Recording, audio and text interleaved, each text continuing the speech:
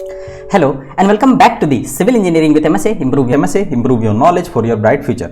Reinforce cement concrete यानी RCC आज हम लोग स्टार्ट करने वाले हैं, जिसका आज हम लोग पहला लेक्चर डिस्कस करेंगे, जिसमें हम लोग बात करेंगे बेसिक्स ऑफ आरसीसी यानी कंक्रीट और स्टील से रिलेटेड जो बेसिक्स बात होंगे वो आप लोगों के साथ की जाएगी। और इसको हम लोग जो भी बात करेंगे वो रेफरेंस हमारा होगा, वो होगा IS 456-2000। देखिए IS 456-2000 एक कोड है जो कि आपके पास जरूर से होना चाहिए अगर आप आरसीसी पढ़ना चाहते हो। तो ये कोड आपको इजीली अवेलेबल है। मैं कोशिश करूंगा कि मैं अपने वीडियो के डिस्क्रिप्शन बॉक्स में इसका लिंक डाल दूं ताकि आप इसको इजीली डाउनलोड कर सके। लेकिन ज्यादातर ये कोशिश कीजिएगा कि आपको जब सॉफ्ट कॉपी मिल जाए तो आप उसको इजीली प्रिंट आउट करा ले और स्पाइरल बाइंडिंग करा के कम से कम अपने पास रखें। हार्ड कॉपी का अगर कोड हमारे पास रहेगा तो वो हमारे लिए ज्यादा यूजफुल रहेगा, क्योंकि जब भी आप सेमेस्टर एग्जामिनेशन में एग्जाम देने जाओगे तो आप ये कोड अपने साथ ले जाओगे बिल्कुल आराम से, कोई दिक्कत की बात नहीं है। कोड लेकर के जाना ही है एग्जाम देने। तो ये कोड जब आपके पास रहेगा, जब आपने इससे पढ़ा हुआ होगा, तो आप इसके साथ थोड़ा सा यूज्ड टू हो जाइएगा और इसको यूज कैसे करना है वो भी आप बहुत आसानी से सीख जाइएगा। तो चलिए आइए हम लोग जो क्या करते हैं भाई, सब्जेक्ट को करते हैं स्टार्ट। देखिए पहली बात तो आप लोगों से ये कर लो कि लोगों के मन में यानी स्टूडेंट के मन में ये धारणा होती है कि आप अगर आरसीसी पढ़ना चाह रहे हो तो आपको सोम आना चाहिए। ठीक है, बहुत बढ़िया बात है। यानी स्ट्रेंथ ऑफ मटेरियल पता होना चाहिए, थ्योरी ऑफ स्ट्रक्चर पता होना चाहिए। लेकिन मैं एक बात करूंगा कि अगर ये आपको पता है, सोम आपको पहले से आता है, बहुत बढ़िया बात है, आप आसानी से सीख जाओगे। लेकिन अगर सोम आपको नहीं पता है तो भी डरने की बात नहीं है। आरसीसी जब हम लोग पढ़ेंगे तो हम लोग इसको पढ़ेंगे बिल्कुल बेसिक लेवल से और इसको हम लोग एक्सपर्ट लेवल तक ले जाएंगे। और जो भी सोम की चीजों की जरूरत पड़ेगी जहां पर, वो मैं आप लोगों को बताता चलूंगा। इसलिए बहुत ज्यादा कुछ घबराने की और डरने की बात नहीं है। देखिए आरसीसी बहुत ही मजेदार सब्जेक्ट है और इससे डरना आपको बिल्कुल भी नहीं है। अगर आप इस सब्जेक्ट से डर जाते हो तब काम खराब हो जाएगा। मैं आप लोगों को पढ़ाऊंगा और आप कुछ लेक्चर्स के बाद आप ये बात फील करिएगा कि इससे ज्यादा आसान सब्जेक्ट है ही नहीं हमारे पास। ठीक है, बहुत ही आसान है, बिल्कुल मजे में हम लोग पढ़ेंगे और बहुत तरीके से इसको पढ़ेंगे। आप देखिएगा कि ये सब्जेक्ट आपके लिए बहुत ज्यादा क्या हो जाएगा, फिर बहुत ज्यादा आसान हो जाएगा। तो आइए हम लोग सब्जेक्ट को सबसे पहले स्टार्ट करते हैं। देखिए आरसीसी में आपने तो इसका नाम तो आपने देख लिया ना, रिइंफोर्स्ड सीमेंट कंक्रीट इसका नाम है। तो इसमें दो चीजें आ रही है, क्या आ रहा है, एक तो कंक्रीट आ रहा है, दूसरा क्या आ रहा है, रिइंफोर्समेंट आ रहा है। कंक्रीट तो आपको पता ही होगा, आज थोड़ा बेसिक बात पहले हम लोग कर लेंगे ना कि कंक्रीट तो आपको क्या हो गया जी। कंक्रीट आपको पहले से आप नोन है ना कंक्रीट के बारे में। कंक्रीट क्या होता है, mixture of sand, gravel, cement and water which result in a solid मास। ठीक है, कंक्रीट है, बचपन से हम लोग पढ़ते आए हैं, मिक्सचर है भाई। लेकिन मजे की बात यह है कि भाई सिर्फ कंक्रीट से काम आखिर क्यों नहीं हो गया। व्हाई कंक्रीट नीड्स रिइंफोर्समेंट की जरूरत क्यों पड़ गई हम लोगों को। तो देखिए बात ऐसी है कि कंक्रीट जो है वो स्ट्रांग है कंप्रेशन में और वीक है टेंशन में। अब ये क्या बात हो गई, देखिए इस बात को जरा सा एक बार समझ लेते हैं। छोटी छोटी चीजें हैं, हम लोग जरा सा समझते चले तो बात समझ में आ जाएगी। मान लीजिए कोई ब्लॉक है, इसमें मैंने क्या किया कि कुछ इस तरह से फोर्स लगाया। फोर्स का डायरेक्शन जरा सा देखिए, दोनों तरफ से मैंने पुल करने की कोशिश किया। जब पुल करने की कोशिश करूंगा तो यहां पर जो मैंने फोर्स लगाया, इस फोर्स का नेचर कैसा हो जाएगा, टेंसाइल इन नेचर होगा। लेकिन अगर इसी ब्लॉक में मैंने क्या किया कि दोनों साइड से फोर्स लगाया और इसको मैं पुल नहीं करके क्या करूंगा, दोनों साइड से पुश कर रहा हूं। फोर्स कुछ भी लगा सकूं, मैं suppose that P kilo Newton का लोड लगा रहा हूं। अब जो फोर्स लग रहा है यहां पर, ये कैसा है भाई, कॉम्प्रेसिव इन नेचर का है। ठीक है, तो किसी बिल्डिंग में कॉम्प्रेशन और टेंशन एक साथ आते हैं, जनरली आते हैं। तो आप जो है वो बिल्कुल अलग अलग तो कर नहीं सकते हो। कंक्रीट अगर आपने यूज किया, कंक्रीट बेसिकली आप लोग आरसीसी यूज कहां करते हो, स्लैब बनाने में, बीम बनाने में, कॉलम बनाने में, स्टेयरकेस बनाने में, फाउंडेशन में, इन सब जगहों में आप लोग क्या यूज करते हो, आरसीसी यूज करते हो ना। आरसीसी का मतलब क्या है, कंक्रीट में जो आप लोग रिइंफोर्समेंट प्रोवाइड कर रहे हो। तो इसकी जरूरत आखिर क्यों पड़ी, देखिए जरा, ये कोई मान लीजिए एक बीम है जो कि कैसा है जी, सिंपली सपोर्टेड है। कोई सपोर्ट ए है, ये सपोर्ट बी है, यहां बिल्कुल इत्मीनान से रखा हुआ है।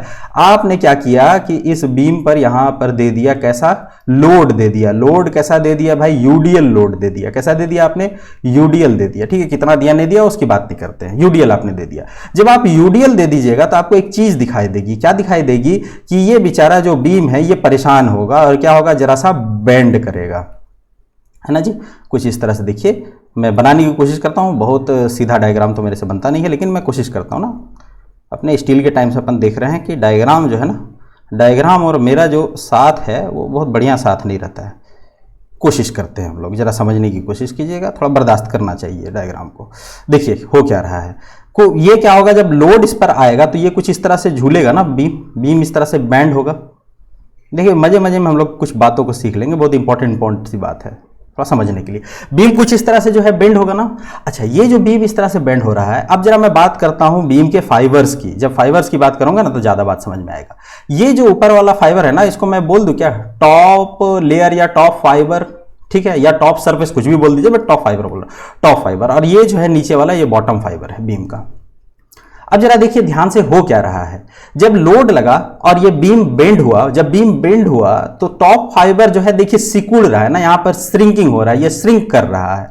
इसका मतलब कुछ इस तरह से ये क्या हो रहा है, सिकुड़ रहा है। और बॉटम फाइबर क्या हो रहा है जी, फैल रहा है। जब सिकुड़ रहा है तो यहां पर ये जो फोर्स फील करेगा वो कैसा फोर्स फील करेगा, कॉम्प्रेसिव इन नेचर का।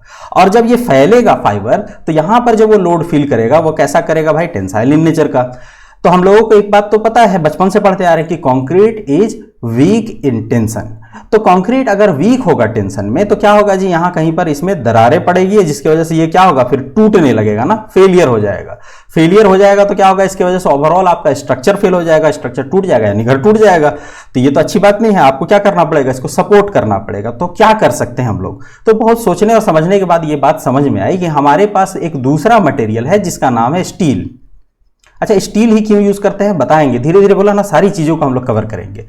दूसरा एक मटेरियल है स्टील। स्टील इसमें डाल देते हैं हम लोग यहां कहीं पर, ये भाई नीचे में ही आ रहा था ना टेंशन, तो ये भाई नीचे में ही क्या करते हैं हम लोग, इस तरह से कुछ स्टील डाल देते हैं। अब स्टील क्या है, डक्टाइल इन नेचर का है, ठीक है, और ये स्ट्रांग है किसमें, टेंशन में। तो जब टेंसाइल लोड इस पर आएगा तो ये क्या होगा, बेचारा फैल जाएगा और उस लोड को जो है वो क्या करेगा, कॉन्ट्रैक्ट कर लेगा, और ओवरऑल स्ट्रक्चर हमारा क्या हो जाएगा भाई, सेफ हो जाएगा। ये तो है शुद्ध हिंदी में थोड़ी बहुत समझने लायक बात।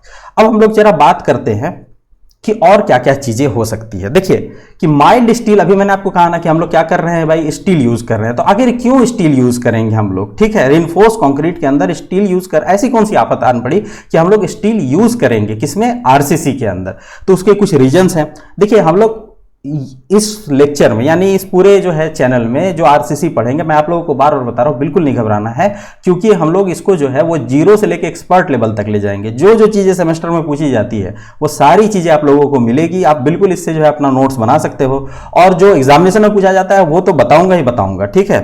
देखिए क्या क्या रीजंस हैं इसके। पहला रीजन अगर हम लोग बात करें तो इट इज हाईली डक्टाइल। जो हमारे पास स्टील है वो कैसा होता है, डक्टाइल होता है। क्या है, it is widely and cheaply available compare to other ductile material. भाई ये आसानी से हम लोगों को अवेलेबल भी हो जाता है स्टील। उसके बाद है कि भाई एमएस जो है, यानी एमएस का मतलब क्या है, माइल्ड स्टील, यानी स्टील, इसको हम लोग बहुत इजीली क्या कर सकते हैं, रिसाइकल कर सकते हैं ना, वेस्टेज नहीं होगा इसमें। इसको हम लोग वेल्डिंग कर सकते हैं, ठीक है, जोड़ने के लिए आराम से वेल्डिंग कर सकते हैं, कोई दिक्कत की बात नहीं है। अगर आप लकड़ी का जो है रिइंफोर्समेंट प्रोवाइड करना चाह रहे हो तो उसको तो हम लोग वेल्डिंग नहीं कर सकते ना। वेल्डिंग क्या है, बहुत आसान हो जाता है। ये एक ऐसा फिनोमिना है किसी चीज को जोड़ने का जिससे कि आपका काम बहुत ज्यादा क्या हो जाएगा, आसान हो जाएगा। उसके बाद जो हमारे मेन मुद्दे की बात है, अब यहां से हम लोग मुद्दे की बात करेंगे कि थोड़ा थोड़ा सिविल की तरफ आते हैं कि यंग्स मॉडुलस ऑफ इलास्टिसिटी, ठीक है, Young's modulus of elasticity steel के लिए टेंशन और कंप्रेशन दोनों जगह क्या होगा, इक्वल होगा। कोई परेशानी की बात नहीं है, आप फोर्स कैसा भी लगाइए, टेंशन और कंप्रेशन दोनों में Young's modulus of elasticity steel के लिए सेम होता है। तो बिल्कुल आसान हो गया हमारे लिए। और दूसरी और एक बात होगी हमारे लिए, क्या हो जाएगा, coefficient of thermal expansion of the concrete and mild steel are almost equal. कि coefficient of thermal expansion alpha, जो आप लोग पढ़ते थे, अल्फा की जो वैल्यू है, कोफिशिएंट ऑफ थर्मल एक्सपांशन की वैल्यू कंक्रीट में भी और माइल्ड स्टील में भी ये क्या होगा, ऑलमोस्ट इक्वल होगा, एक जैसा होगा। तो बहुत आसान हो गया ना। देखिए जब कोफिशिएंट ऑफ थर्मल एक्सपांशन एक जैसा होगा का क्या मतलब है, इसका मतलब क्या है, जरा सा एक बार छोटी सी बात पे समझते हैं ना, अपने हिसाब से अपने लेवल में। ये मान लीजिए कोई एक कंक्रीट का ब्लॉक है ना, जिसमें आपने नीचे क्या लगा रखा है, यहां पर नीचे स्टील लगा रखा है। अब ड्यू टू हीट क्या होगा, ये एक्सपैंड करेगा। भाई ये तो किसी भी मेटल का नेचर ही है ना कि जब वहां पर आपको क्या मिलेगा, जब हीट इन्वॉल्व होगा तो वो एक्सपैंड करेगा या फिर कॉन्ट्रैक्ट करेगा, ठीक है, टेम्परेचर अगर कम हो जाता है तो जब ये एक्सपैंड करेगा और coefficient of thermal expansion same है तो ये दोनों जो है फैलेगा, यानी कि कंक्रीट और स्टील मोरोलेस बराबर जो है लेंथ के लिए फैलेगा। तो हम लोगों को परेशानी की बात ही नहीं है कि फैलेगा और सिकुड़ेगा लगभग बराबर। तो ये बहुत एक अच्छी बात हो गई, लेकिन इतने से अपना काम नहीं बना। ये तो हुई सेमेस्टर की बात। अब हम लोग करते हैं कुछ एग्जामिनेशन की बात, ठीक है। आप वीडियो में लास्ट तक बने रहिएगा, क्योंकि लास्ट में आप लोगों के लिए ढेर सारा मैं एमसीक्यू भी लेकर के आया हूं, ऑब्जेक्टिव सवाल जो कि पूछे गए हैं एग्जामिनेशन में, तो बहुत बढ़िया रहेगा। देखिए think out of the box में हम लोग क्या सीखेंगे, हम लोग सीखेंगे कि जो पढ़ा है हम लोगों ने उसका निचोड़ सीखेंगे, या फिर आप ये कहिए कि think out of the box में हम लोग उन बातों को सीखेंगे जो डायरेक्टली सवाल पूछे जाते हैं। ठीक है, देखिए क्या क्या हो सकता है कि आपने कहा कि कोफिशिएंट ऑफ थर्मल एक्सपांशन, लेकिन एज ए सिविल इंजीनियर जब आप किसी कॉम्पिटिटिव एग्जामिनेशन की तैयारी कर रहे हो तो ये कह करके आप नहीं बच सकते हो कि दोनों का सेम होता है, आपको पता होना चाहिए कि कितना होता है। तो देखिए coefficient of thermal expansion concrete के लिए 11.10⁻⁶ पर डिग्री सेंटीग्रेड होता है। तो भाई स्टील के लिए कितना होता है? स्टील के लिए होता है ये 12 × 10⁻⁶ डिग्री सेंटीग्रेड।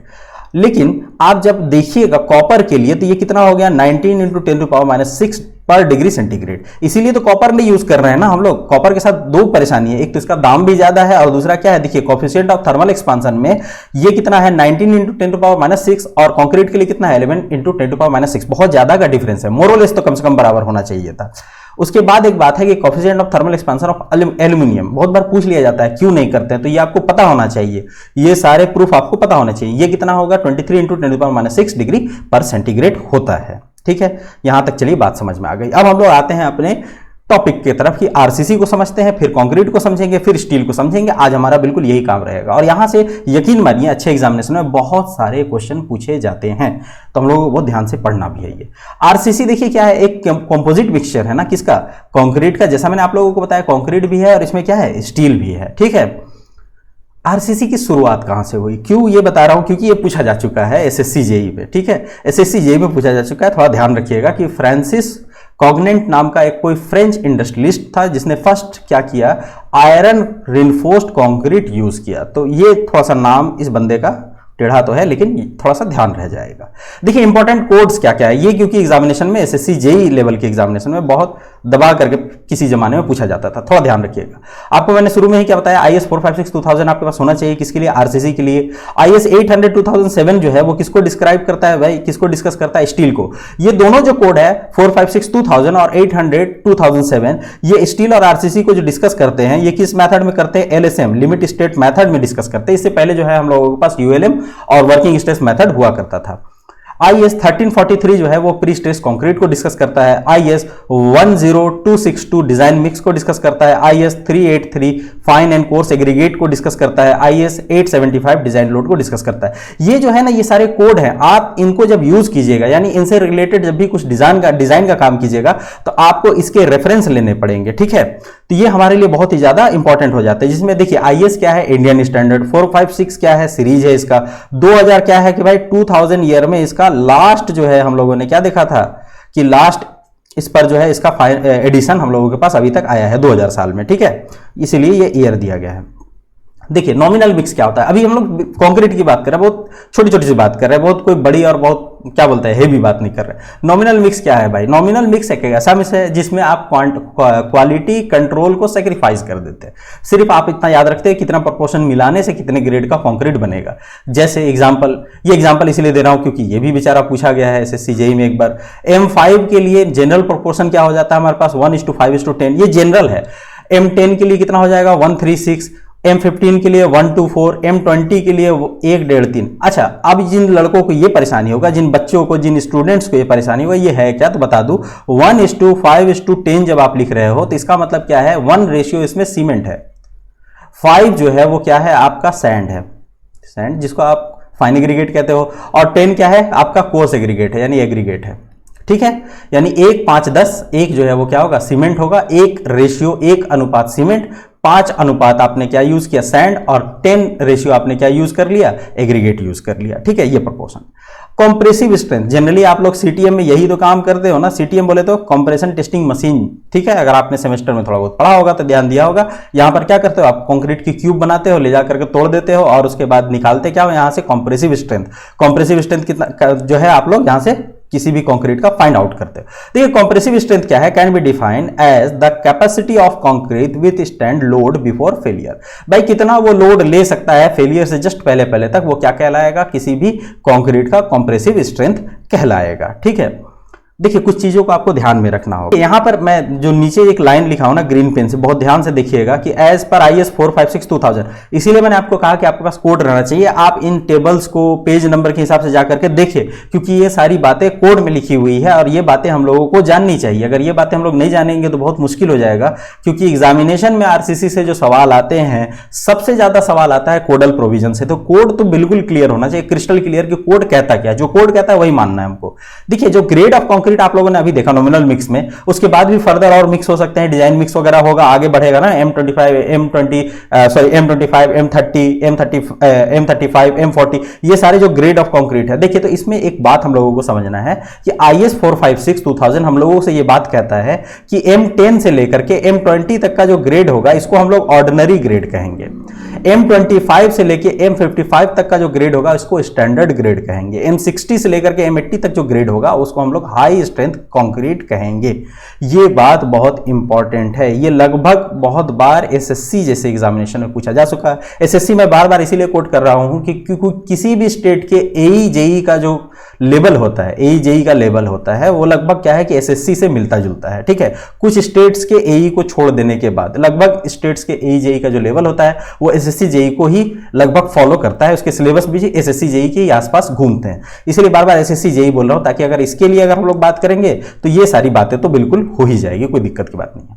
तो यहां पर देखिए मैंने लिख भी दिया, इसलिए कि M जो है वो रिप्रेजेंट कर रहा है किसको, मिक्स को, और नंबर रिप्रेजेंट कर रहा है grade, which is a characteristics strength of 150 mm cube at 28 days. ज्यादा हो गया ना, कैरेक्टरिस्टिक स्ट्रेंथ क्या है और 150 mm क्यूब का क्या मतलब है, 28 दिन का क्या मतलब है। थोड़ा सा वेट करिए, इसको भी क्लियर हम लोग करते हैं अभी। ठीक है, देखिए पहला बात यह है कि कुछ हम लोग बात समझ लें कि क्यूब के बारे में, क्योंकि क्यूब के बारे में सवाल पूछा गया है। देखिए क्यूब की साइज क्या होती है, ये मोल्ड आपको दिख रहा होगा, यहां मैंने ऊपर किनारे ये देखिए फोटो बना रखा है इसका, ये मोल्ड देख करके आपको ध्यान में आ गया होगा। ये मोल्ड हम लोग यूज करते हैं। इसकी साइज कितनी है, 150 mm इंटू 150 mm की साइज होती है इसकी। ठीक है, टेस्ट स्पेसिमेन जो है हम लोग टेस्ट करते हैं, जनरली टेस्ट करते हैं 28 दिन के बाद। ठीक है, आफ्टर कास्टिंग। और इस बीच में हम लोग क्या करते हैं भाई, इसको पानी में डुबा करके रखते हैं, जिसको हम लोग क्यूरिंग कहते हैं। और क्यूब जो है वो tested on the side. On the side का मतलब क्या होगा, देखिए यहां नीचे एक मैंने फोटो लगा रखा है, इसमें जरा ध्यान से देखिए। जो आपका क्यूब का टॉप मोस्ट हिस्सा होता है ना, इसमें भरने के बाद ये ऊपर से जो हिस्सा दिखाई देता है, इसमें आप लोग क्या करते हो कि अपने ग्रुप का नाम और डेट ऑफ कास्टिंग लिख देते हो। तो डेट ऑफ कास्टिंग, वो ग्रुप का नाम जो है वो साइड में होना चाहिए। जो कंप्रेस होगा पोर्शन वो बिल्कुल कैसा होना चाहिए, साफ सुथरा एरिया होना चाहिए, इसीलिए बोल रहा है कि टेस्टेड ऑन साइड्स। ठीक है, उसके बाद देखिए क्या बात कह रहा है कि IAS 456/2000 कहता है हम लोगों से कि कम आपको कितना स्पेसिमेन लेना है, 3 स्पेसिमेन लेना है।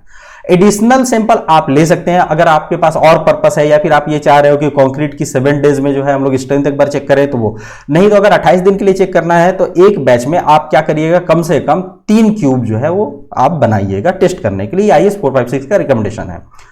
Report of strength of the cube we take average of the 3। जो आपने रिपोर्ट बनाना है वो क्या करना है, क्यूब नंबर 1 आपने टेस्ट किया, क्यूब नंबर 2 आपने क्यूब नंबर 1 टेस्ट किया, क्यूब नंबर 2 टेस्ट किया और क्यूब नंबर 3 टेस्ट किया। इन तीनों में जो आपके पास कंप्रेसिव स्ट्रेंथ आया, इन तीनों को जोड़िए और 3 से डिवाइड करिए, तो ये आपका जो एवरेज निकल करके आया ये आपका क्या होगा, एवरेज कंप्रेसिव स्ट्रेंथ होगा इसका। ठीक है, लेकिन एक बात है कि या तो देखिए ये जो वैल्यू है, सपोज दैट मान लीजिए आप जो है वो M10 के लिए चेक कर रहे हो ना, M10 के लिए, तो आपको इतना तो पता है कि इसकी जो कंप्रेसिव स्ट्रेंथ है वो कितना होना चाहिए, 10 न्यूटन पर mm स्क्वायर होना चाहिए। अगर इससे ज्यादा है या कम है तो क्या होगा, तो IAS कोड हमको कहता है कि जो वेरिएशन है वो ±15% है ऑफ द एवरेज, तब तो बात चलेगी। लेकिन अगर इससे ज्यादा हो जाती है इसका मतलब क्या है कि आपका सैंपल इनवैलिड हो जाएगा। ठीक है, ये एक बात कही गई यहां पर फिर एक बात आ जाती है, think out of the box. Think out of the box के साथ ये फोटो दिख रहा है, ये फोटो देख करके आपको समझ में आ गया होगा कि अब जो मैं बात करने वाला हूं कंक्रीट सैंपल की, वो कैसा बात करने वाला हूं। एक तो हम लोगों ने क्यूबिकल शेप के लिए बात किया ना, लेकिन क्यूबिकल शेप ही नहीं बनता है, आप सिलेंड्रिकल शेप में भी बना सकते हो। तो क्या क्या बातें हैं जरा देखिए। पहला बात है कि कंक्रीट सैंपल में बी ऑफ सिलेंड्रिकल शेप में बना सकते हो। ठीक है, कोई दिक्कत की बात नहीं है। इसकी साइज हमारे लिए थोड़ी सी इंपॉर्टेंट हो जाती है कि इसका डायामीटर कितना होता है, 150 mm, और इस सिलेंडर की हाइट कितनी होनी चाहिए, 300 mm। ठीक है, 150 mm का जो है हमारे पास में क्यूब बनता है। ठीक है, तो जितना साइज का क्यूब बनता है उतना ही इसका डाया होता है, और जितना इसका डाया उसका डबल इसका हाइट होता है। इस तरह से हम लोग इसको हल्का याद रख सकते हैं। लेकिन ये हमारे इंटरेस्ट की चीज उतनी नहीं है जितनी ये वाला स्टेटमेंट है। देखिए जरा क्या कि इसमें यह बताया गया कि दोनों के बीच में रिलेशन एक स्टेब्लिश करके दिखाया गया कि आप अगर क्यूब टेस्ट कर रहे हो और आप सिलेंडर टेस्ट कर रहे हो तो दोनों के कंप्रेसिव स्ट्रेंथ में क्या रिलेशन बन सकता है। देखिए क्या है कि सिलेंडर का strength is equal to 0.8 times of cube strength. ये जो आपके पास रिलेशन है, इस रिलेशन को थोड़ा सा ध्यान में याद रखिएगा। क्यों बोल रहा हूं, क्योंकि एग्जामिनेशन में डायरेक्ट यहां से सवाल पूछे गए थे और उम्मीद है आने वाले टाइम में भी इससे पूछे जाएंगे। तो आपको ध्यान क्या रखना है, सिलेंडर का strength is equal to 0.8 times of cube strength. ठीक है, चलिए बहुत बढ़िया, आगे बढ़ते हैं। आप देखिए कैरेक्टरिस्टिक्स कंप्रेसिव स्ट्रेंथ, आपको मैंने बताया था ना कैरेक्टरिस्टिक्स कंप्रेसिव स्ट्रेंथ क्या है। कैरेक्टरिस्टिक्स कंप्रेसिव स्ट्रेंथ ये कहता है कि आप जो है 150 mm साइज का क्यूब बना लीजिए, 28 दिन बाद उसको टेस्ट करिए।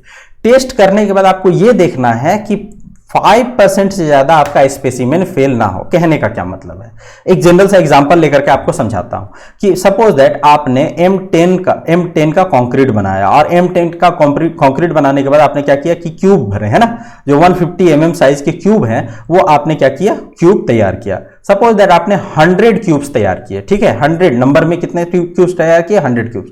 तो आपको ये देखना होगा कि जब 100 क्यूब्स को आप सीटीएम में डाल करके यानी कंप्रेशन टेस्टिंग मशीन में डाल के चेक कर रहे हो तो हर एक क्यूब का जो स्ट्रेंथ है, कंप्रेसिव स्ट्रेंथ है, वो या तो 10 आए, 10 न्यूटन पर mm स्क्वायर आए, या इससे ज्यादा आए। ठीक है, दो कंडीशन है, या तो 10 आए, 10 न्यूटन पर mm स्क्वायर आए, या तो इससे ज्यादा वैल्यू आए। ठीक है, लेकिन आपने देखा कि 96 क्यूब तो ऐसे थे जिसका कि कंप्रेसिव स्ट्रेंथ कितना आ गया भाई, 10 न्यूटन पर mm स्क्वायर या इससे ज्यादा आ गया।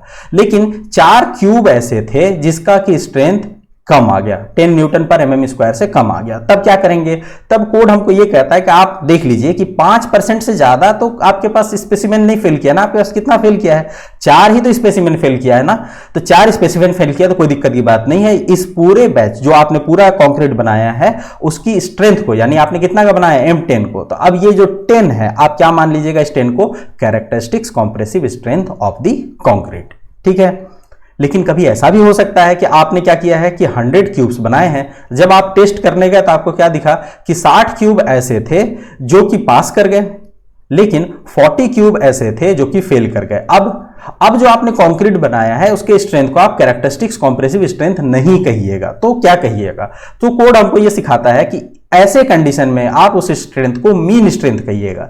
मीन स्ट्रेंथ में क्या कहता है कि मीन स्ट्रेंथ सिंपल सी बात कहता है कि 50% पास हो जाए और 50% फेल हो जाए, कोई दिक्कत की बात नहीं है। मिनिमम 50% क्यूब आपका पास हो जाना चाहिए। जैसे यहां पर देखिए 60 और 40 का रेशियो बना, 60 क्यूब पास हो गया, इसका मतलब इस कंक्रीट का, यानी हम किसका चेक कर रहे थे, M10 का, तो इस कंक्रीट का जो M10 का 10 न्यूटन पर mm स्क्वायर जो स्ट्रेंथ आया, उस स्ट्रेंथ को अब हम लोग कैरेक्टरिस्टिक्स स्ट्रेंथ नहीं करके क्या कह देंगे, मीन स्ट्रेंथ कह देंगे। ठीक है, बहुत ही सिंपल और आसान बात कही गई। अब एक बात आती है कॉन्फिडेंस लिमिट। कॉन्फिडेंस लिमिट क्या कहता है कि आपके पास देखिए क्या है, FCK यानी 5% वाली बात। FCK बोलूं, जब FCK मैं कहूं तो याद रखिएगा कि मैं बात कर रहा हूं कंक्रीट के कंप्रेसिव कैरेक्टरिस्टिक स्ट्रेंथ के बारे में, और जब FM आपको कहूं तो याद रखिएगा कि मैं बात कर रहा हूं कंक्रीट के मीन स्ट्रेंथ के बारे में। तो देखिए आपके पास दो बातें निकल करके आई, एक तो क्या है कैरेक्टरिस्टिक स्ट्रेंथ और दूसरा क्या हो गया, मीन स्ट्रेंथ। तो कैरेक्टरिस्टिक स्ट्रेंथ में बात यह कही गई कि 5% से ज्यादा जो है फेल नहीं करना चाहिए, और मीन स्ट्रेंथ में आपको कहा गया कि 50% से ज्यादा फेल नहीं करना चाहिए। कोई क्यूब ऐसा भी तो हो सकता है, सपोज दैट जो अभी हम लोगों ने एग्जांपल लिया कि आपने कितने क्यूब बनाए थे, 100 क्यूब बनाए थे, कितना ग्रेड ऑफ कंक्रीट आपने यूज किया था, M10। आपने टेस्ट करके देखा कि 60% जो है वो क्यूब पास कर गए और 40% क्यूब फेल कर गए। ठीक है, 60% क्यूब पास कर गए और 40% क्यूब फेल कर गए। तो अब देखिए बात क्या समझ में आई, बात ये समझ में आई कि ये जो स्ट्रेंथ आया है ये क्या है, देखिए मीन स्ट्रेंथ और कैरेक्टरिस्टिक स्ट्रेंथ के बीच बीच की बात है, और इसी चीज को हम लोग दिखाने के लिए क्या बना लेते हैं, प्रोबेबिलिस्टिक कर्व। कॉन्फिडेंस लिमिट ये कहता है कि कॉन्फिडेंस लिमिट का रेंज जो है वो कहां तक होगा, FM minus 1.64 sigma two FM plus 1.64 sigma. देखिए यहां जो सिग्मा है ये क्या कहलाएगा, स्टैंडर्ड डेविएशन, और ये डिपेंड करता है grade of the concrete. Grade क्या, ग्रेड का मतलब वही M10, M15, 20, ये सब क्या है भाई, ग्रेड ऑफ द कंक्रीट है, इस पर ये डिपेंड करता है। अब देखिए क्या बात कह रहा है, FM माइनस 1.64 सिग्मा, जब इससे इधर की तरफ गए तो हम लोगों को क्या मिला, FCK मिला कैरेक्टरिस्टिक स्ट्रेंथ, और इधर की तरफ क्या मिला, कैरेक्टरिस्टिक स्ट्रेंथ। मतलब कहने की बात यह है कि या तो किसी कंक्रीट में कैरेक्टरिस्टिक स्ट्रेंथ होगा, या तो मीन स्ट्रेंथ होगा, या तो जो बीच की वैल्यू होगी उसको हम लोग क्या नाम दे देंगे, कॉन्फिडेंस लिमिट है उसका। ठीक है, बहुत सिंपल सी बात है। अब यहां समझने लायक बात यह है कि ये जो है आपके पास स्टैंडर्ड डेविएशन सिग्मा, इसकी वैल्यू क्या होगी। तो IS 456 2000 हम लोगों को बताता है। देखिए उसी का स्नैपशॉट लगाए हो ताकि आपको ध्यान हो जाए। देखिए आप IS 456 में जब जाइएगा तो पेज नंबर 23 में जाइएगा। ठीक है, 23 में आपको टेबल नंबर 8 कुछ इस तरह से दिखा जाएगा। टेबल नंबर 8 में देखिए क्या बताया गया है, एज्यूम स्टैंडर्ड डेविएशन की वैल्यू दी गई है, न्यूटन पर mm स्क्वायर में है, ग्रेड ऑफ कंक्रीट लिखा गया है। इसमें क्या मजे की बात है कि M10 से लेकर के M15 तक अगर कोई कंक्रीट है तो स्टैंडर्ड डेविएशन यानी सिग्मा की वैल्यू कितनी लेनी है, 3.5।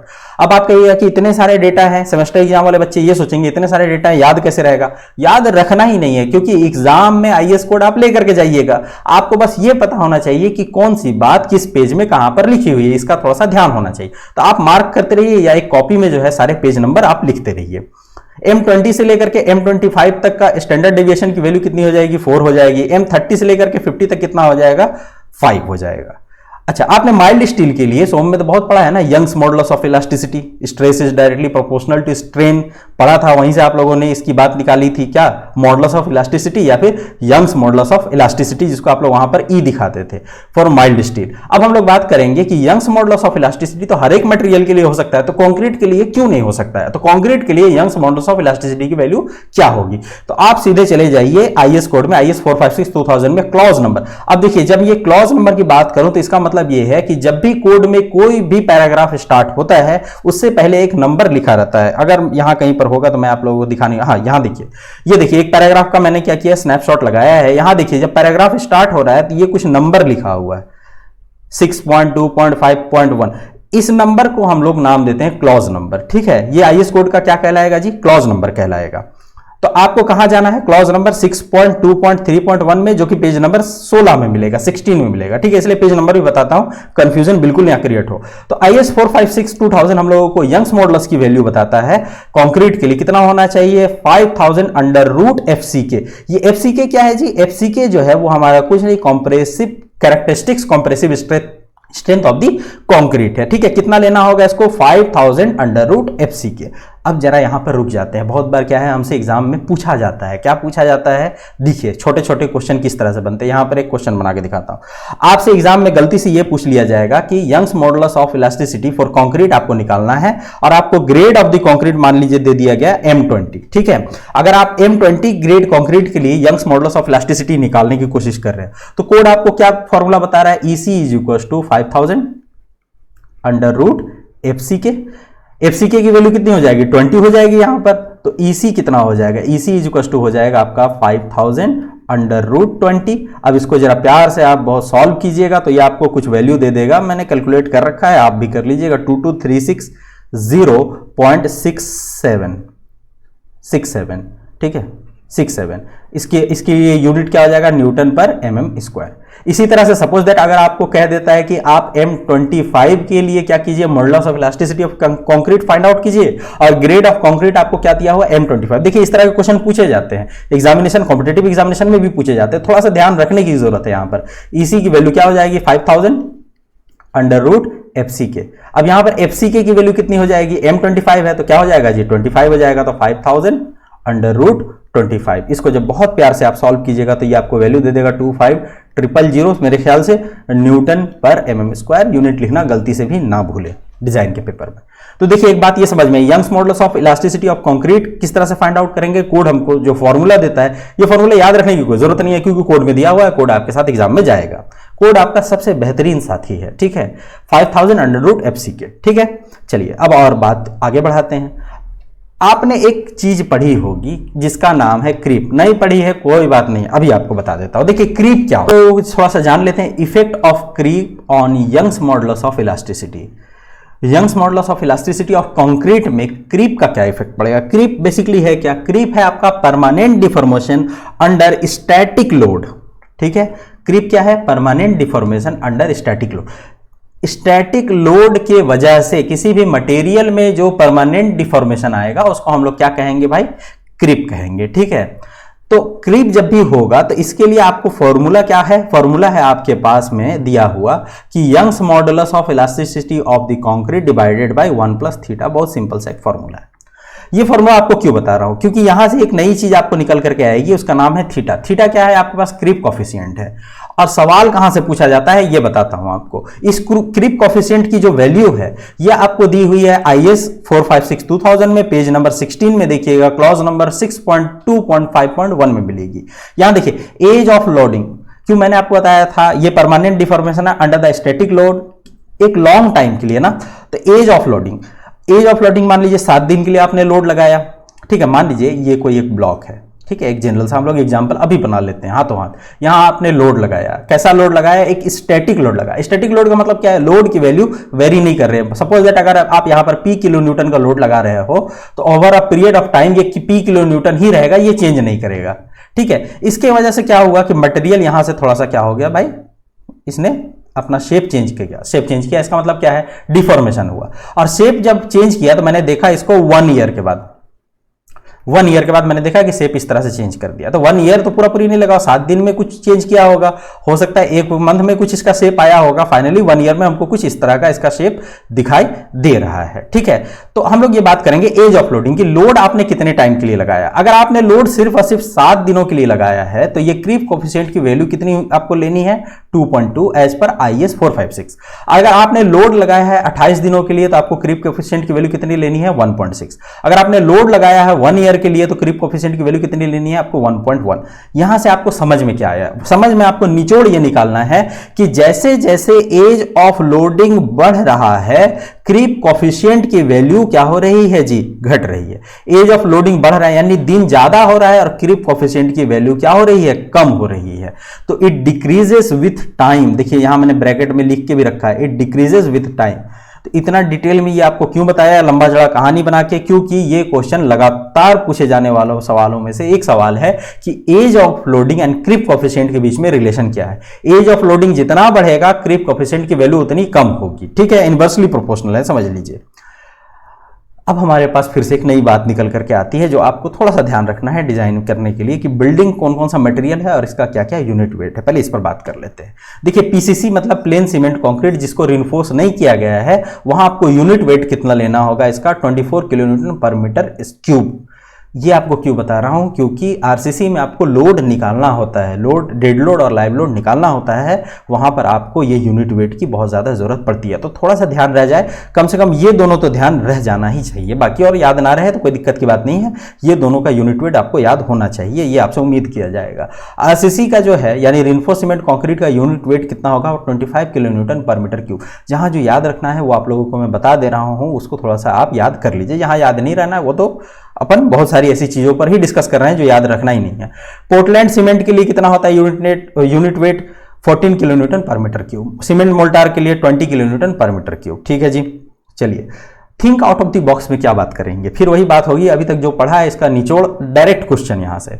IS 456-2000 जो है is not applicable to M60 and above. अगर आपने grade of concrete mix design करके M60 या उससे ऊपर का ग्रेड बनाया है तो IS 456-2000 इसके लिए अप्लीकेबल नहीं होगा। यानी IS 456-2000 की अगर आपसे कोई लिमिटेशन पूछे तो ये सबसे बड़ी लिमिटेशन है कि M60 और इससे अबव के कंक्रीट को ये डिस्कस नहीं कर पाता है। दूसरी बात करते हैं इसमें कि minimum grade of concrete for RCC work as per the IS code recommendation कितना होना चाहिए, M20। जो मिनिमम ग्रेड ऑफ कंक्रीट होना चाहिए किसके लिए, आरसीसी वर्क। PCC और आरसीसी दो अलग अलग टर्म है बाबू। PCC जो है वो प्लेन सीमेंट कंक्रीट है जहां पर कि रिइंफोर्समेंट अप्लाई नहीं होगा, तो उस वर्क के लिए तो कोई बात नहीं की गई है। लेकिन जहां पर जो है आरसीसी की बात होगी वहां पर कोड कहता है कि अगर आपको आरसीसी वर्क करना है यानी कंक्रीट में आपको सरिया डालना है तो आपको मिनिमम ग्रेड कितना रखना होगा, कंक्रीट का M20 रखना होगा एज पर IS 456-2000। उसके बाद कही जा रही है कि minimum grade of concrete to be use for the hydraulic structure. Hydraulic structure just like dam, अगर डैम आपको बनाना है तो वहां पर आपको कितना ग्रेड ऑफ कंक्रीट मिनिमम रखना होगा, M30 रखना होगा। और एक चीज और आपको याद रखना है, क्योंकि ये पूछ लिया जाता है कि volume of one bag cement कितना होता है। तो याद रखिएगा, एक बैग सीमेंट का वॉल्यूम यानी 50 किलो के एक बैग ऑफ सीमेंट का वॉल्यूम, जबकि वो सील्ड कंडीशन में होता है तो उसका वॉल्यूम होता है 34.5 लीटर्स। ठीक है, ये ध्यान रखने लायक, ये भी थोड़ा सा याद रख लीजिएगा, बहुत ही इंपॉर्टेंट बात है। कभी कभी घुमा फिरा के भूले भटके ये सवाल हम लोगों को देखने को मिल जाता है। देखिए, इसके बाद एक बात करते हैं श्रिंकेज की। श्रिंकेज अभी का जो है यानी बेसिक्स के ऊपर ये टॉप मोस्ट क्वेश्चन बनने के कगार पे है, क्योंकि ये बहुत बार पूछ लिया गया है। IS 456-2000 में पेज नंबर 16 में चले जाइएगा, आपको क्लॉज नंबर 6.2.4 में श्रिंकेज के बारे में बात लिखी गई है। श्रिंकेज मतलब कंक्रीट का श्रंक कर जाना, कंक्रीट का सिकुड़ जाना। इसकी वैल्यू यहां पर जो इंपॉर्टेंट बात कही गई है, वो इंपॉर्टेंट बात ये कही गई कि आपके पास अगर कोई डेटा नहीं हो श्रिंकेज का और आपको कंसीडर करना है, आप ये मानना चाहते हो अपने डिजाइन में कि आपका कंक्रीट जो है श्रिंक किया है, तो आपको कितना मानना होगा? 0.0003 कितना मानना होगा डेटा आपको, इसकी वैल्यू कितना श्रिंक किया है मानना, एज्यूम कितना करना है, उसकी वैल्यू कितनी एज्यूम करनी है। अगर आपके पास किसी तरह का डेटा नहीं है श्रिंकेज से रिलेटेड, तो आप अपने डिजाइन में कितना एज्यूम कीजिएगा? 0.0003 एज्यूम कीजिएगा। ठीक है, ये बार बार आप लोगों को इसलिए बता रहा हूं क्योंकि ये सवाल बहुत बार अभी पूछा जा चुका है और आगे बहुत उम्मीद है इसको पूछे जाने का। देखिए, अब हम लोग बात करते हैं किस बारे में बात करेंगे जी? Tensile strength of the concrete. शुरू से हम लोग यही बात बोलते आए हैं कि concrete is weak in tension. ठीक है, कभी हम लोगों ने ये बात नहीं बोला कि कंक्रीट जो है वो टेंशन ले ही नहीं सकता। कुछ टेंशन जो है टेंसाइल लोड को वो बियर कर सकता है, वीक है, कमजोर है।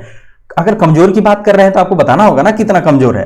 तो देखिए, इसको बताने के लिए हम लोग चले गए किसके पास? IS 456-2000 के पास, जिसका क्लॉज नंबर है 6.2.2, जो कि पेज नंबर 16 में इस चीज को डिस्कस कर रहा है। देखिए क्या डिस्कस कर रहा है, वो बता रहा है हम लोगों को कि आपको अगर टेंसाइल स्ट्रेंथ लेना है कंक्रीट का, तो FCR से आप डिनोट कीजिएगा कंक्रीट के टेंसाइल स्ट्रेंथ को, और FCR इज इक्वल टू हो जाएगा 0.7 √FCK। इसकी जो है यूनिट हो जाएगी न्यूटन पर mm²। न्यूटन भूलना, सॉरी, ये यूनिट भूलना बिल्कुल पाप है। ठीक है, डिजाइन में आप बिल्कुल गलती से भी कभी भी क्या करें, आप यूनिट को ना भूलें। अब यहां से फिर एक सवाल बनता है, एक छोटा सा सवाल पूछा जाता है बहुत बार कि मान लीजिए आपको M25 ग्रेड का कंक्रीट दे दिया गया और आपसे ये पूछा जा रहा है कि tensile strength of the concrete निकाली। कॉम्प्रेसिव आपने जो है यंग्स मॉडुलस ऑफ इलास्टिसिटी तो निकाल लिया, अब आपको ये पूछा जा रहा है यहां से कि आप इसका क्या निकालिए? टेंसाइल स्ट्रेंथ निकालिए। तो आपको क्या करना होगा जी? FCR किसके लिए? फॉर M25 के लिए क्या करेंगे जी हम लोग? 0.7 √FCK। अब FCK की जगह क्या हो जाएगा जी? 25। जब आप इसको बड़े प्यार से सॉल्व कीजिएगा तो मेरे ख्याल से ये आपको वैल्यू देगा 3.5। क्या हो जाएगा? न्यूटन पर mm²। ठीक है, बहुत ही आसान है। किसी भी ग्रेड के लिए पूछेगा आप इस फॉर्मूले में डालिए, इधर से आप क्या करिए, उसका ग्रेड डालिए और उधर से आप आंसर निकालिए। चलिए, बहुत बढ़िया। अब आगे बढ़ते हैं और काम। देखिए, ये एक आपके लिए जानना बहुत जरूरी है, बचपन से पढ़ते आए हैं, अब लगभग याद हो चुका होगा। Stress strain curve for mild steel. इस तरह का बेचारा एक आड़ा टेढ़ा कर्व बनता है। कब बनता है? जब आप माइल्ड स्टील को टेस्ट करते हैं, ले जाके कहां पर टेस्ट करते हैं भाई? यूटीएम में टेस्ट करते हैं। यूटीएम का फुल फॉर्म क्या होता है? Universal testing machine. ठीक है, यहां पर जब आप टेस्ट करते हो तो कुछ इस तरह का आपको कर्व दिखाई देता है। इस कर्व में सारी बातों को कर लेते हैं। देखिए, पॉइंट O से लेकर के पॉइंट A तक जो लिमिट है उसको हम लोग कहते हैं प्रोपोर्शनल लिमिट। पॉइंट B तक जो है हमारा क्या कहलाएगा? Elastic limit. ठीक है, लेकिन A से लेकर के B तक का जो कर्व बनता है वो कैसा बनेगा? नॉन लीनियर कर्व बनेगा। C' यानी ये वाला जो पोर्शन है इसको हम लोग क्या कहेंगे? Lower yield point. C जो पॉइंट है इसको क्या कहेंगे? अपर यील्ड पॉइंट। C' से लेकर के D तक हम लोग क्या कहेंगे? यील्ड प्लेटू। D से लेकर के E तक हम लोग कहेंगे अल्टीमेट स्ट्रेस, और EF को कहेंगे हम लोग क्या?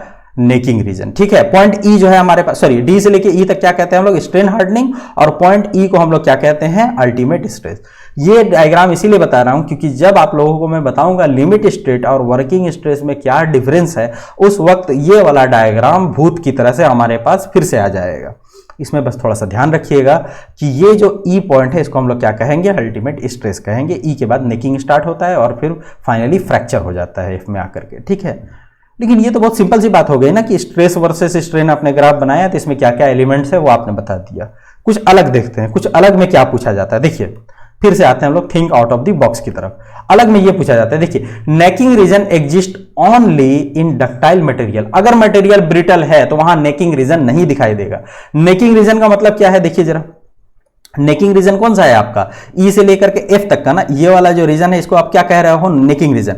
ये नेकिंग रीजन कहां पर दिखाई देगा? Only in ductile material. अगर मटेरियल आपका कैसा है, ब्रिटल है, तो नेकिंग रीजन आपको नहीं दिखाई देगा। दूसरी बात ये कह रहा है कि माइल्ड स्टील में point A B C, point A B C का मतलब, फिर से जरा सा एक बार पीछे चल लें, पॉइंट ए बी सी यानी ये जो तीनों पॉइंट है इसकी बात कर रहा है, किसमें, माइल्ड स्टील में। माइल्ड स्टील में जो पॉइंट ए बी सी है वो कैसा है जी, क्लोजर टू ईच अदर है। उसके बाद कही जा रही है द फ्रैक्चर और failure in mild steel depends upon the percentage of carbon present in steel. ठीक है, फेलियर या फिर फ्रैक्चर जो होगा माइल्ड स्टील में, ये डिपेंड करता है कि माइल्ड स्टील के अंदर परसेंटेज ऑफ कार्बन कितना है। आप लोगों ने पढ़ा है कि माइल्ड स्टील में अगर परसेंटेज ऑफ कार्बन बढ़ा देंगे तो फिर वो क्या हो जाएगा, कास्ट आयरन बन जाएगा। ठीक है, तो इसमें जो फेलियर हो रहा है माइल्ड स्टील में, कितना परसेंट ऑफ कार्बन आपने डाला है उस पर ये डिपेंड करता है। देखिए अपर यील्ड पॉइंट जो आपने देखा है बड़ा परेशान करता है, बिल्कुल ये अपर यील्ड पॉइंट को आप अवॉइड कर सकते हो by using of quenching process. Quenching process क्या होता है, मटेरियल मैन्युफैक्चरिंग का प्रोसेस है। इसमें हम लोग क्या करते हैं कि रीक्रिस्टलाइजेशन टेम्परेचर तक हम लोग मटेरियल को गर्म करेंगे और डायरेक्ट उसको क्या करेंगे, फिर हम लोग सडनली कूल कर देंगे। इसको हम लोग क्या कहते हैं, इस प्रोसेस को क्विंचिंग प्रोसेस कहते हैं। अगर ये प्रोसेस आपने मटेरियल में किया हुआ है तो यील्ड प्लेटू का जो पूरा हिस्सा दिख रहा है, सॉरी अपर यील्ड पॉइंट जो दिख रहा है वो क्या हो जाएगा, आप उसको अवॉइड कर सकते हो। एक और परेशानी हमारे पास वो है आपका यील्ड प्लेटू। अगर आप यील्ड प्लेटू को हटाना चाहते हो, आप चाहते हो कि आपके ग्राफ में यील्ड प्लेटू ना आए, जब आप टेस्ट करो यील्ड प्लेटू का रीजन जो है फुल्ली एलिमिनेट हो जाए, तो आप क्या करिए, कोल्ड वर्किंग प्रोसेस अपनाइए मटेरियल के साथ। आप देखिएगा उसके बाद टेस्ट करके कि यील्ड प्लेटू बिल्कुल ही एलिमिनेट हो गया। ये जो पॉइंट्स है बहुत ही ज्यादा इंपॉर्टेंट हैं, किससे, स्ट्रेस स्ट्रेन कर्व से रिलेटेड। आपको ये पॉइंट लगभग थोड़ा से ध्यान में रह जाए तो आपके लिए बहुत ही बेहतर होगा। देखिए अब हम लोग थोड़ा बात करेंगे टाइप्स ऑफ स्टील के बारे में। माइल्ड स्टील जो होता है, टाइप्स ऑफ स्टील के बारे में पहले जरा देखिए, यहाँ कुछ बॉक्स बना हुआ है, जरूर यहाँ कोई काम की चीज होगी। क्या होगी जरा देखते हैं, आजा भाई आ गया। याद रखिएगा, Young's modulus of elasticity of steel for all type of grade. किसी भी ग्रेड की अगर मैं बात करूंगा स्टील के लिए तो यंग्स मॉडुलस ऑफ इलास्टिसिटी हमेशा हमेशा एक ही रहेगा, और वो कितना रहेगा, 2 × 10⁵ न्यूटन पर mm²। ठीक है, इसकी वैल्यू नहीं चेंज करेगी। ये बहुत बड़ा ये अपने लिए एडवांटेज हो गया। अगर इसकी वैल्यू नहीं चेंज करेंगे ना, आधा से ज्यादा परेशानी दूर हो जाता है डिजाइनिंग में। कैसे होगा, जब डिजाइन करेंगे तो बताएंगे आपको। अब जरा सा स्टील के बारे में समझ लेते हैं, बहुत देर से नाम ले रहे हैं माइल्ड स्टील का। तो माइल्ड स्टील से क्या मतलब है हम लोगों को, देखिए the grade of mild steel is Fe250। आपको कहीं भी Fe250 पूरे आरसीसी में लिखा हुआ दिख जाए, आप समझ जाना होगा आपको कि जो हम लोग बात कर रहे हैं वो किस पर बात कर रहे हैं, माइल्ड स्टील के लिए बात कर रहे हैं। ठीक है, ये ग्रेड हमेशा डिजाइनिंग में दिखता है। Fe का मतलब क्या है, Fe यहां पर आयरन को डिनोट कर रहा है। 250 क्या दिखा रहा है जी, 250 जो है इसके यील्ड स्ट्रेस या फिर टेंसाइल स्ट्रेस को दिखा रहा है कि ये जो स्टील है, इस ग्रेड का स्टील, ये कितना टेंसाइल स्ट्रेंथ बियर कर सकता है। ठीक है, देखिए 250 के लिए कुछ परमिसिबल टेंसाइल स्ट्रेस तो होना चाहिए। परमिसिबल का मतलब क्या है कि ये जा तो सकता है कहां तक, 250 न्यूटन पर mm² तक, लेकिन परमिसिबल यानी कोड की भाषा में कहें तो कोड आपको कितने तक की इजाजत देता है कि आप कितना इसमें टेंसाइल लोड लगा सकते हो। तो देखिए सिग्मा एस टी कितना हो जाएगा, देखिए 140 न्यूटन पर mm² up to and including 20 mm diameter of bar. अब देखिए जरा एक बात और यहां पर हम लोग समझ लेते हैं। यहां पर मैंने लिख रखा है सिग्मा एस टी, मैंने नहीं लिख रखा है, कोड ने लिख रखा है बेचारा। देखिए सिग्मा का मतलब यहां पर हो जाएगा स्ट्रेस। ठीक है, कभी भी सिग्मा लिखा जाए तो इसका मतलब यही होगा ना जी, स्ट्रेस। एस का मतलब क्या हो जाएगा, स्टील, और टी का मतलब क्या हो जाएगा, टेंसाइल। कहने का मतलब क्या है कि स्ट्रेस, स्टील, टेंसाइल। ठीक है, यानी स्टील के अंदर स्ट्रेस होगा, कहां पर होगा भाई, इन टेंशन। दो तरह का स्ट्रेस हो सकता है ना, स्ट्रेस ड्यू टू टेंशन और ड्यू टू कंप्रेशन। तो जब मैं कभी लिखूं सिग्मा एस सी तो इसका मतलब क्या हो जाएगा, स्टील के ऊपर स्ट्रेस की बात कर रहा हूं, कहां पर बात कर रहा हूं, इन कंप्रेशन। अगर सिग्मा एस टी मैंने लिखा है इसका मतलब क्या हो जाएगा, ये एस का मतलब स्टील हो गया, स्टील पर मैं स्ट्रेस की बात कर रहा हूं। कैसे फोर्स के बारे में बात कर रहा हूं, टेंसाइल इन नेचर यानी टेंशन में। ठीक है, तो बहुत ही आसान है, ये लिखा हुआ देख करके राक्षस सा दिखता है, लेकिन डरना बिल्कुल भी इससे हम लोगों को नहीं चाहिए। देखिए सिग्मा एस टी की वैल्यू कहता है कि 140 न्यूटन पर mm² तक आपको ले। देखिए ये जा सकता है 250 न्यूटन पर mm² तक, लेकिन कोड आपको परमिशन इतने दूर तक ही जाने को देता है, आपको इतने तक की वैल्यू कंसीडर करनी है। ठीक है, न्यूटन पर mm² up to and including 20 mm diameter bar. ये कितने के लिए, अगर बार का, बार मतलब कहना क्या चाह रहा है कि ये सपोज दैट मान लीजिए आपके पास कोई बार है, इस बार का ये मान लीजिए डायमीटर है, डायमीटर ना, तो ये कहना ये चाह रहा है कि बार का डायमीटर 20 mm तक, यानी 20 mm या इससे नीचे वाली वैल्यू है ना, 12 mm, 14 mm, 15 mm, जो भी बार का डायमीटर है, उसके लिए आपको कितना लेना होगा, 140 न्यूटन पर mm² sigma S T. Sigma S T का मतलब क्या होगा कि स्टील में स्ट्रेस की, परमिसिबल स्ट्रेस की वैल्यू लेना है जब टेंशन का केस होगा, ठीक है।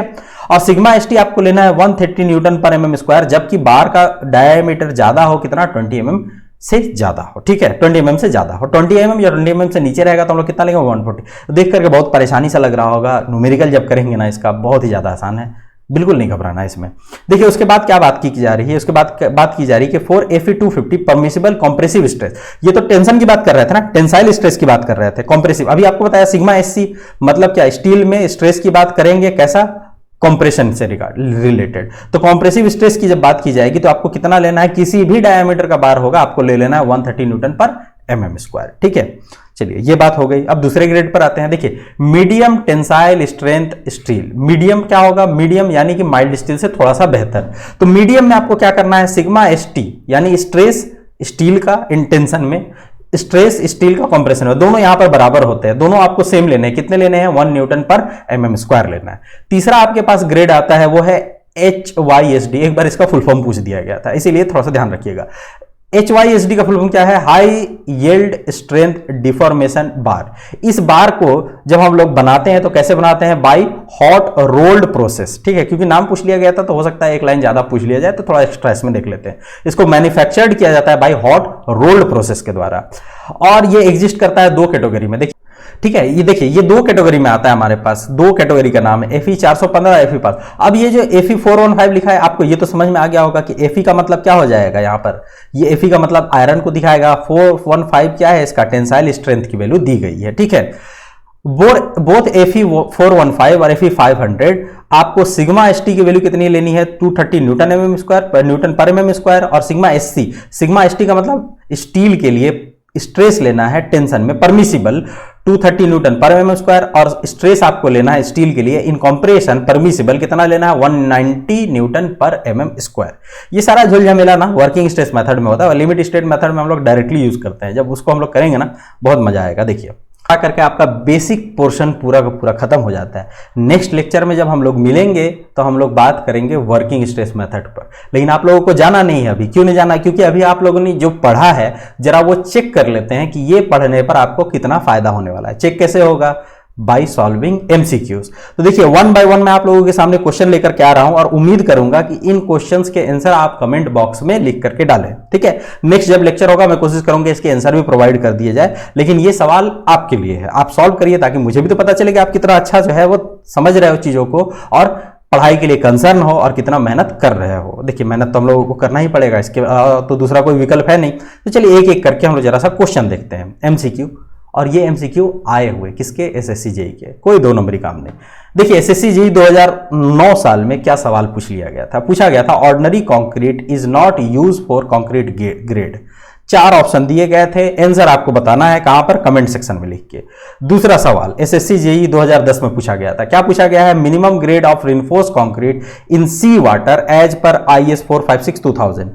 जरा अगर पढ़ने में दिक्कत हो रही होगी तो मैं खुद को एक बार गायब करूं।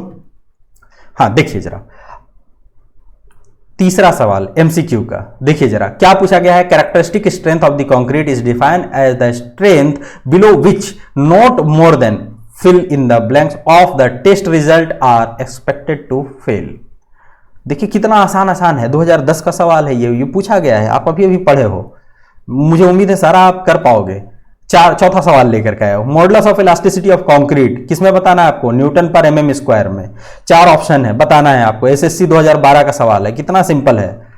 आगे बात करते हैं, 5वां सवाल, generally concrete cube test measure concrete का क्या मेजर करता है कंक्रीट क्यूब टेस्ट। 4 ऑप्शन के साथ आपको बताना है, एसएससी जेईई आफ्टरनून में 2014 में पूछा गया है, बड़ा आसान है। छठा क्वेश्चन आपके लिए है, क्या है, characteristic strength of the concrete is measured eight, कितने दिनों में मेजर करते हैं, एसएससी जेईई 2007 का सवाल है, 4 ऑप्शन के साथ।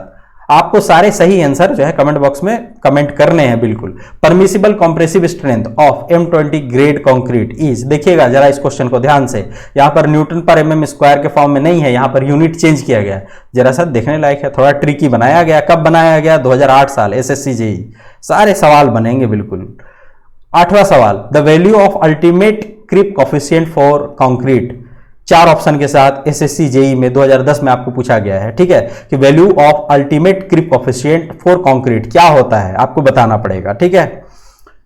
10वां सवाल आपके लिए, as per IS 456 splitting tensile strength यानी FCR of concrete may be estimate from the compressive strength as, क्या होता है FCR की वैल्यू आपको बताना है। SSC JEE 2013 में पूछा गया है।